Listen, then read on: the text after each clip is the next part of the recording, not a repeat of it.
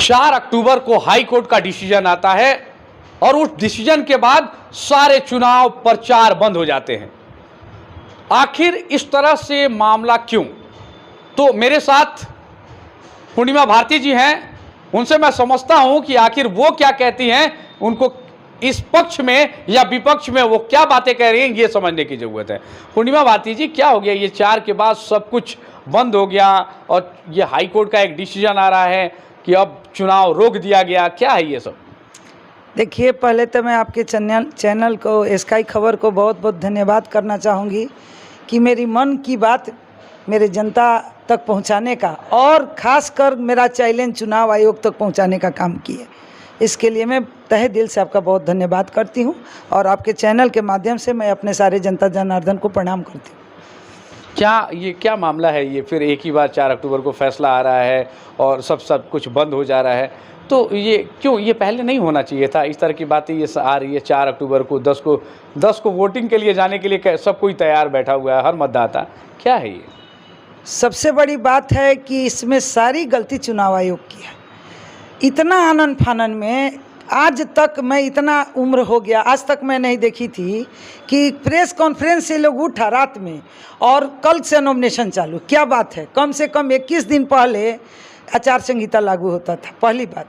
फिर भी हम लोगों ने उनके आदेश का जो है पालन किया और हम लोग का नामांकन हुआ। जो हम लोग का खर्चा का ब्यौरा देना था, जितना दायरे में हम लोग को खर्च करना था, 2 बार हम लोगों ने उनके अनुसार जो है ब्यौरा दिया। हम लोग इतना खर्च दिया और आनन फानन में ये चुनाव किए, चुनाव करवाएं और आज इनकी गलती, सारी कैंडिडेट को इसका खमियाजा भुगतना पड़ रहा है। इसका क्या जवाब चुनाव आयोग के पास है?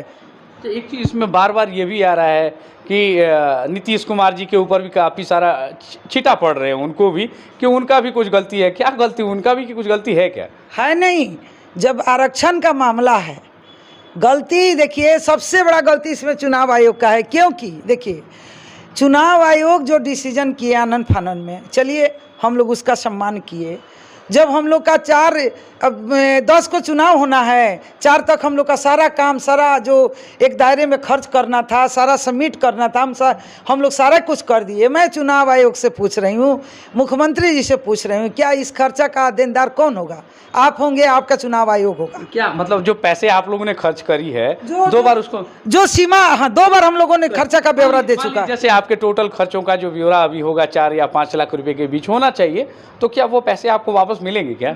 तो ये मैं मुख्यमंत्री जी और चुनाव आयोग से पूछना चाह रही हूँ कि इस खर्चे का देनदार आप हैं या फिर चुनाव आयोग? तो मान लीजिए एक कैंडिडेट ने 4 लाख रुपए खर्च किया, तो यहाँ सभापति और सभापति 2 है, तो यही अगर रक्सौल के लिए हम लोग देख ले तो 16 कैंडिडेट सभापति के लिए और 9 कैंडिडेट उप सभापति के लिए, तो 16 और 9, तो 16 और 9 हो गए लगभग 25। तो 25 कैंडिडेट और 4-4 लाख रुपए भी अगर ले लिया जाए तो 25 गुने 4 है ना, तो लगभग जो है कितना का खर्चा आ रहा है? 1 करोड़ के आसपास जा रहा है क्या? निश्चित। और ये लोग हम लोग के मानसिकता के साथ, प्रतिष्ठा के साथ बहुत बड़ा खिलवाड़ किया है। सारे कैंडिडेट दौड़ा दौड़ी लगा दिए।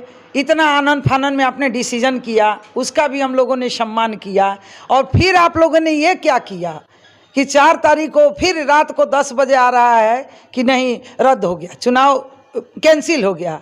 अब बताइए कि इन लोगों का कोई वजूद है कि नहीं? मैं इन लोगों से पूछती हूँ। हम लोग के साथ जो इन लोगों, सारे कैंडिडेट के साथ, या बिहार का लगभग कई एक जगह नामांकन शुरू हो गया था। हम लोग तो पहला चरण में थे, तो हम लोग बहुत करीब थे, लेकिन सब लोगों ने जो नामांकन दाखिल किया, हम लोग का तो 4-5 दिन, 4 को कैंसिल हुआ, 10 को चुनाव था। क्या इसका जवाब चुनाव आयोग के पास है क्या? मैं पूछ रही हूँ आपसे। क्या वो खर्चा का हम लोग का रिटर्न दे सकते हैं क्या? ये भी मैं आपसे पूछ रही हूँ। कैसे वो भर पाया? ये भी सुनने में आ रहा है, कुछ लोग अब इस पे केस भी कर रहे हैं कि भाई मेरे पैसे तो वापस आने चाहिए। निश्चित तौर से हम लोग कोर्ट जाएंगे, केस करेंगे कि चुनाव आयोग ने हम लोगों के मान सम्मान के साथ, पैसे के साथ, प्रतिष्ठा के साथ खिलवाड़ किया है। निश्चित रूप से हम लोग को कोर्ट जाना चाहिए था। बताइए, अब एक चीज़, जैसे अब मामला कोर्ट में है, सुप्रीम कोर्ट की ये लोग बता रहे हैं कि बिहार सरकार अब सुप्रीम कोर्ट में जाएगी, 10 को कोर्ट फाइल में जाएगी और केस फाइल करेगी। तो अब 10 तारीख को क्या होता है, क्योंकि 10 को अभी जाएगा लोग, अभी टाइम तो लगेगा, इसमें टाइम तो लगेगा। तो अब आगे के लिए क्या लगता है आपको? लगता है कि 2 महीने में चुनाव या 1 महीने में चुनाव या छठ पर्व के आसपास हो जाए? देखिए, ये लोग मजाक बना रखा है। अगर ये लोग रात को कॉन्फ्रेंस करके अगले दिन से नामांकन शुरू कर सकता है और 4 तारीख तक ये लोग चुनाव करवा के और डायरेक्ट 4 को नॉमिनेशन करवाने के बाद 4 दिन बाद 6 दिन बाद चुनाव है और ये लोग रद्द कर सकते हैं। ये लोग कुछ भी कर सकता है। ये लोग से अब कोई भरोसा हम लोग को नहीं है। बस हम लोग के मानसिकता के साथ ही लोग खेल रहे हैं और कुछ कोई उम्मीद नहीं। बिना आचार संहिता लगे हुए आपने कॉन्फ्रेंस किया और अगले दिन से नामांकन शुरू कर दिया।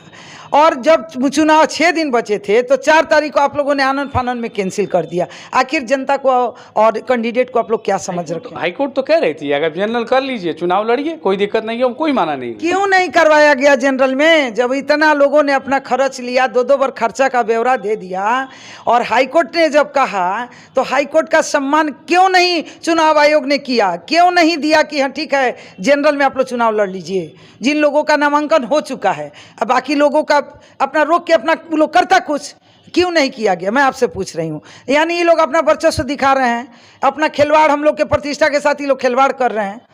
हमको तो यही लग रहा है अभी तक के। इसका मतलब आप ये कहना चाह रही है कम से कम उन जगहों का चयन कर लिया जाता, उनका चुनाव करा लिया जाता जो जनरल में चल रहे थे, जिनके यहाँ दिक्कत थी उनको सिर्फ रोक लेते। बिल्कुल, जिन लोगों हम लोग जैसे लोगों का जिनका 4 दिन चुनाव था, जिनका 20 को था, जिनका 10 का था, ये चुनाव तो लोग करा सकते थे। चलिए 20 वाला रुक भी सकता था क्योंकि थोड़ा टाइम था। 4 वाला 10 वाला में क्या अंतर था? तो इन्हीं लोगों का आदेश का हम लोग पालन कर रहे हैं और यही लोग अपने आदेश से मुकर रहे हैं। यानी हम लोग के साथ खिलवाड़ कर रहे हैं। हमारे मान सम्मान, पैसे, प्रतिष्ठे, हर चीज़ से इन लोगों ने खिलवाड़ किया। तो जो आ रहा है सुप्रीम कोर्ट का डिसीजन लग रहा है कि जल्दी आ जाएगा, ये भरोसा है? जी नहीं, ऐसा नहीं लग रहा है। आ भी सकता है। इन लोग का आनन फानन का डिसीजन तो ये लोग कुछ भी कर सकता है। अब हम लोग को भरोसा नहीं है। लेकिन हम लोग तो जनता हैं, कैंडिडेट हैं, तो हम लोग को तो इनके जनादेश तक का तो हम लोग का ज़रूर इंतज़ार है कि कब इन लोग का जनादेश आएगा जिसका हम लोग पालन करेंगे। बिल्कुल। तो ये जो है पूर्णिमा भारती जी हैं जो सब कुछ बता रही हैं, बिल्कुल क्लियर है। अब ऐसा लग रहा है कोई कुछ नहीं कह सकता अभी के समय में, क्योंकि जब आनन फानन में इतनी जल्दी आचार संहिता लगा नहीं, उसके बाद प्रेस कॉन्फ्रेंस हो जाता है और वेरी नेक्स्ट डे से नामांकन चालू हो जाते हैं। तो आने वाले समय में कितना जल्दी सुप्रीम कोर्ट से ये डिसीजन लेके आएंगे और उसके बाद आनन फानन में क्या क्या प्रक्रियाएं करेंगे, ये अपने समझ की बात नहीं है। क्यों गलत? नहीं यार, जनता में आक्रोश है क्योंकि अपने कैंडिडेट को सारे लोगों ने चयनित कर चुका था। बस 10 तारीख को ये मतदान देने की बारी थी। अब जब तक इन लोगों ने खिलवाड़, तो अभी 2 खिलवाड़ से तो उम्मीद नहीं किया जा सकता है। सब लोग चिंतित है कि धड़ाक से अब भी क्या ये लोग कर सकता है।